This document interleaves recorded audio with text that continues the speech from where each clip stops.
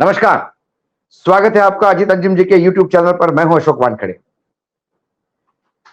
जो शपथ 7 तारीख को होनी थी, आनन फानन में आज शपथ विधि निपटा लिया गया।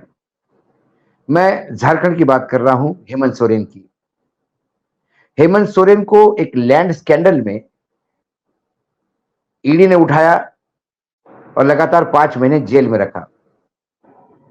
जैसे कि हम पहले भी कह रहे थे कि ये जो प्रपंच था ईडी का, वो सिर्फ हेमंत सोरेन को लोकसभा चुनाव में जनता के बीच में न जाके उनको जेल में रखना और एक बदनामी करना, ताकि झारखंड में भाजपा सीट निकाल ले। लेकिन इसका उल्टा इंपैक्ट हो गया। सारी झारखंड की जितनी आदिवासी सीटें थी वहां बीजेपी हार गई। इतना ही नहीं, तो बंगाल का जो जंगल महल एरिया है, जहां संताल पॉपुलेशन ज्यादा है, वहां पे भी आदिवासियों ने इस बात को बुरा माना। अंत में हेमंत सोरेन को जमानत मिली और जमानत देते समय जो निर्णय दी, जमानत का जो निर्णय है, यदि वो पढ़े तो हक्का बक्का रह जाता है। जज साहब कहते हैं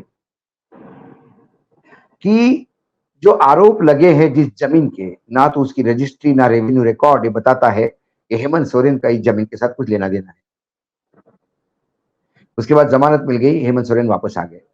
लेकिन हेमंत सोरेन जेल में जाने के बाद उन्होंने इस्तीफा दिया। उन्हें लगा कि नहीं, जेल में रह के मैं प्रशासन नहीं चलाऊंगा। और जब उन्होंने इस्तीफा दिया तो उनके जगह पे कई लोग कह रहे थे कि कल्पना सोरेन को मुख्यमंत्री बनाया जाएगा, लेकिन उन्होंने अपने ही चंपई सोरेन को मुख्यमंत्री बनाया। चंपई सोरेन को यह भी पता था कि ये जब केस से बाहर आएंगे तो फिर हेमंत के लिए जगह छोड़नी होगी। लेकिन अक्सर हम देखते हैं कि जब मुख्यमंत्री कोई बनता है तो उसके अर्द गिर्द कुछ एक लोग इकट्ठा जमा हो जाते हैं। ऐसे ही एक सज्जन जो चंपई सोरेन के पास थे, एक गोस्वामी करके, और वो गोस्वामी वहां मीडिया एडवाइजर की हैसियत से थे और कहा जाता है कि सरकार वही चला रहे थे, ऐसी चर्चा है। ब्यूरोक्रेसी भी ये बोलती है कि हाँ, गोस्वामी ही सब कुछ थे।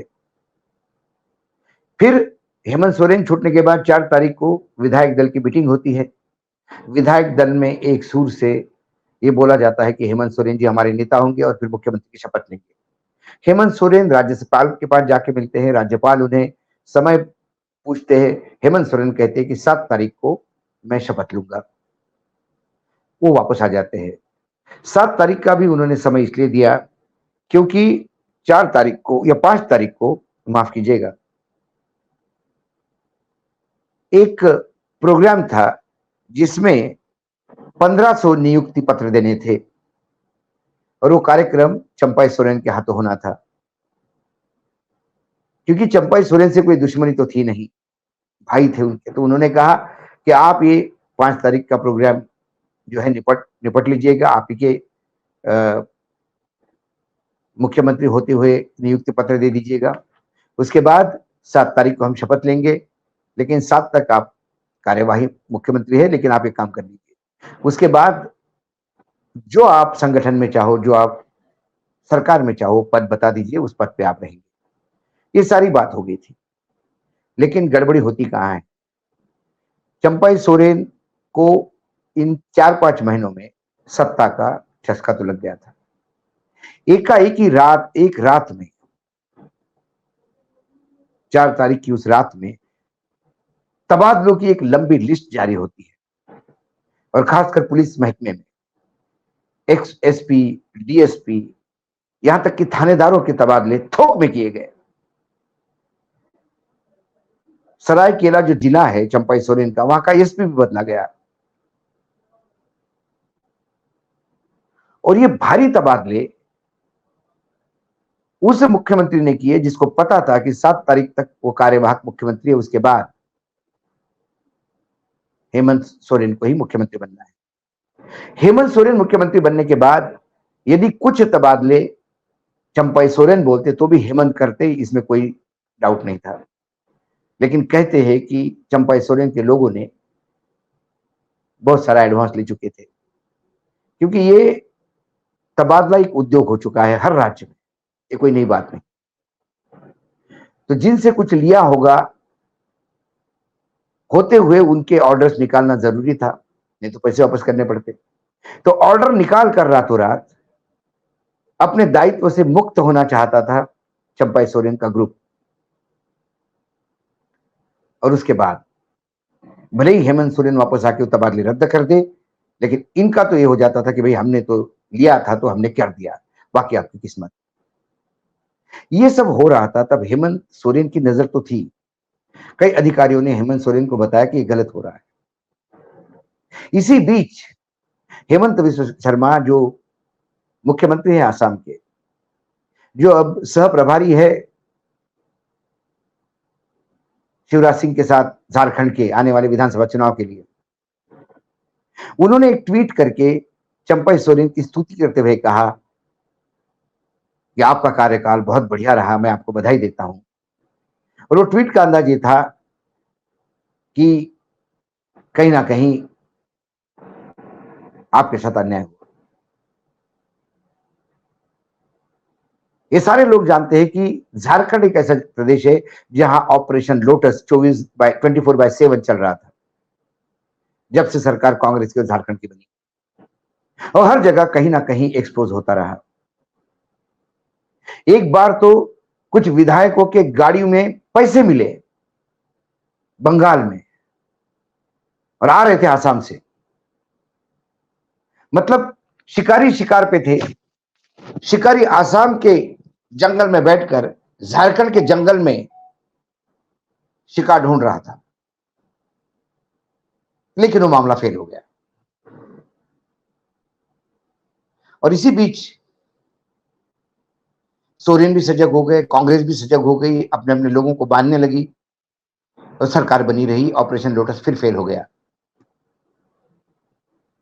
इस बार फिर विधानसभा चुनाव के पहले ऑपरेशन लोटस का प्रयास शुरू हो गया। अब शिकारी आसाम के जंगल से उतरकर सीधा झारखंड के जंगलों में आके बैठा है। ये हेमंत सोरेन और कांग्रेस भी जानते हैं, इसलिए भी वो सजग हो गए हैं। और इसके चलते कितने लोग बीजेपी में जाएंगे, हालांकि सरसंघ चालक ने कई बार कहा है, भागवत जी ने, कि बाहर से आए हुए लोगों की विचारधारा से भाजपा की विचारधारा बहुत प्रभावित होती है। बाहरी और अंदरूनी, ओरिजिनल और बाहर के, इसके लड़ाई में लोकसभा में बीजेपी 240 में सिमट गई। लेकिन जिसे सत्ता का अकूट लालच है वो इससे बाज नहीं आएगा, क्योंकि मोदी जी और शाह जी जानते हैं कि 2014 से लेकर 24 तक ऐसी 10-12 सरकारें हैं जो स्थिर सरकारें थी, ईडी, इनकम टैक्स, सीबीआई के चलते दल बदल हुए और फिर एनडीए की सरकार बनी। यहां तो विधानसभा के पहले हेमंत सोरेन का छूटना एक अच्छी साइन है और पूरे लोगों के बीच में ये मैसेज गया कि एक निष्पक्ष आदमी को कैसी जेल करवा सकती है सरकार, यदि वो निष्पक्ष आदमी सरकार से लोहा लेना चाहता है या सरकार के साथ नहीं जाना चाहता है। हेमंत सोरेन एनडीए का गठबंधन में चले जाते तो आज पुलिस उनके पीछे आगे पीछे घूमती, जेड प्लस सिक्योरिटी होती। तो क्या चंपई सोरेन आने वाले समय में बीजेपी की तरफ जाएंगे? मुझे एक बहुत पुराना वाकया याद आता है। 2014 में जब नरेंद्र मोदी प्रधानमंत्री बने तो एनडीए के साथ, भाजपा के साथ जो नीतीश कुमार थे, उन्होंने भाजपा का साथ छोड़ा, ये बोल के कि मैं, यदि नरेंद्र मोदी के नेतृत्व में भाजपा चलती है तो फिर मैं उस भाजपा के साथ नहीं रह सकता हूं। और उसके बाद लोकसभा चुनाव हुए और जनता दल यूनाइटेड की भारी पराजय हुई। उस पराजय को स्वीकारते हुए नीतीश बाबू ने इस्तीफा दिया और तब मुख्यमंत्री पद पे जीतन राम मांझी को बनाया गया। सबको पता था कि ये स्टॉप गैप अरेंजमेंट है, लेकिन फिर मांझी मुख्यमंत्री ही बने। उनकी अभिलाषा और ज्यादा बढ़ गई, महत्वाकांक्षाएं बढ़ गई और मांझी इतना बड़ा नाम हो गए कि एक व्यक्ति, एक सांसद है उनका, एक पार्टी, और वो आज कैबिनेट में मंत्री है। एमएसएमई जैसे मंत्रालय उनके पास है और 7 विधायक, 7 सांसद जिस पार्टी ने दिए एनडीए गठबंधन को, तीसरे नंबर पे जो पार्टी है एनडीए गठबंधन में, चौथे नंबर पे सॉरी, वो एकनाथ शिंदे की शिवसेना को एक राज्य मंत्री आयुष मंत्रालय का मिलता है। ये मांझी का कद है। इसके लिए उन्हें धन्यवाद देना चाहिए बीजेपी को या नीतीश कुमार को, जिन्होंने उनको मुख्यमंत्री बनाया। तो क्या चंपई सोरेन को मांझी बनाने का प्रयास चल रहा है? क्या एक नया ऑपरेशन लोटस चंपई सोरेन की सत्ता से हटने के बाद उन्हें बीजेपी अपने जाले में अटका रही? हेमंत विश्व शर्मा का तो कम से कम यही दिखाई देता है। आज उन्हें चंपई सोरेन बहुत अच्छे लगते हैं, उनका कार्यकाल बहुत अच्छा लगता है, लेकिन लोकसभा चुनाव में इसी चंपई सोरेन के कार्यकाल पे जम के बरसे थे मोदी और शाह। लेकिन कल बोला आज उसकी कोई कीमत नहीं, आज बोलूंगा कल उसकी कोई कीमत नहीं। ये 2014 से लेके लगातार हम बीजेपी में देख रहे हैं। तो हेमंत सोरेन का ये आशंका, पार्टी में विद्रोह हो, ऑपरेशन लोटस हो, इसके पहले मैं शपथ लेके तुरंत सब पे कब्जा कर लूं और अपने नियंत्रण में ले लूं, यही हुआ कि 7 तारीख की शपथ जो होनी थी, आनन फानन में वो फिर राज्यपाल के पास गए और बोला आज शाम को ही शपथ होनी है, और आज ही के दिन शपथ हो गई। वो जो 1500 नियुक्ति पत्र का काम था, जो चंपई सोरेन को करना था, वो भी पोस्टपोन किया गया। कई बार महत्वाकांक्षा इंसान को कहीं के कहीं पहुंचाती है। भाजपा को बहुत राम प्रेम है। यदि आज मैं उस रामायण के रेफरेंस से बात करूं और हेमंत विश्व शर्मा जैसे लोग यदि रामायण काल में होते तो भरत को ऐसा ही सलाह देते कि आपने राम के एब्सेंस में बहुत अच्छा सरकार चलाई है, राम वापस आ गए, आपको सत्ता से हटना पड़ रहा है, इसलिए हमें आपके बारे में बुरा लगता है। राम और भरत के बीच में भी खाई पैदा कर सकते थे यदि हेमंत विश्व शर्मा रामायण में होते, क्योंकि राम का नाम तो वही लेते हैं लेकिन राम को समझ नहीं पाते।